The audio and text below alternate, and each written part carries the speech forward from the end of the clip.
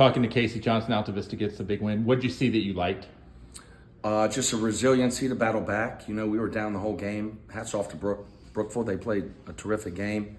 They shot it very well, played with great energy. They were active on the glass. We were there here and there. I thought our press bothered them at times. And then once we got in the half court, we had some breakdowns. And we got better in the second half, rebounding the ball. And then we were able to make plays. We made it. Spencer Fisher hit a couple big threes that seemed to be rimming in and out early, and then later he kept after it and shot it. Jamari Slayton was great handling the ball and getting us into stuff, and Christian Garvin made huge plays at the end. And then, senior Malachi Ford takes a big charge that I think probably swings the game. And then when it was really dead even, and then Sean Clay had some big steals. So it was great to see veterans step up and make plays. But just any win is a good win, to be honest with you. I feel for Cam and Brookville because it felt like both teams should have got a win today. Do you preach consistency? I mean, you have to come back and get a win. Oh man, consistency is all we talked about yesterday at practice. I only show them stats. No one sees the game stats but me. I don't think it's ignorant to put it on Max Preps or so other people can see. So we see the stats, coaching staff does, and then I'll let the kids see it periodically, but just so that they can see where they're not contributing, and we need more contributions from more guys all the time. We lose 2 All-State guys last year, and guys are forced into bigger roles, and they're still getting used to it. And, we've got a lot of guys that are still coming from football, so they were kind of thrust into it. And we've got 3 games for the rest of the season a week.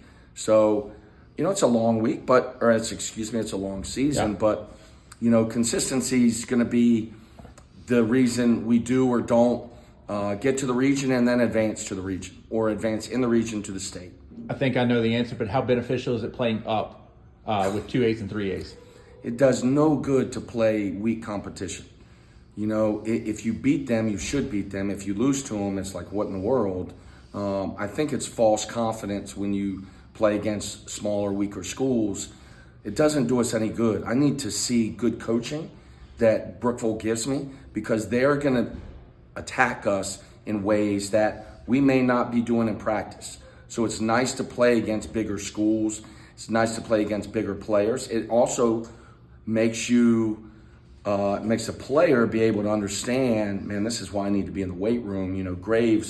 Kevin Graves took Grayson Cox a couple times right down the middle of the lane, talking to the guys after the game. Like, that's why the weight room is so important. And we try to lift throughout the season, but, with the weights and bodies, young bodies, you don't see results right away. So it's huge to be able to play bigger schools, 2As, 3As, 4As. So, next week we've got 2A Nelson, we've got 4A Amherst, and we've got 2A Chatham.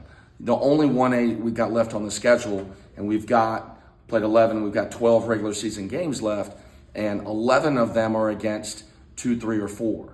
We play Rustburg again. We play all the Dogwoods or 2s. So I think it is very beneficial for us. And my concern is not going undefeated. My concern is really humming come February when the region tournament starts. Final thing, one thing you want to clean up ASAP. Oh, God, I would love it to look like we actually shoot in practice. But the shooting thing is part of the game, and they come and they go. That's the big thing. And back to the word you use, it's consistency. Just being ready to play and ready to come in and contribute whenever your names or your numbers called. Coach, always appreciate you. Thanks, Bob.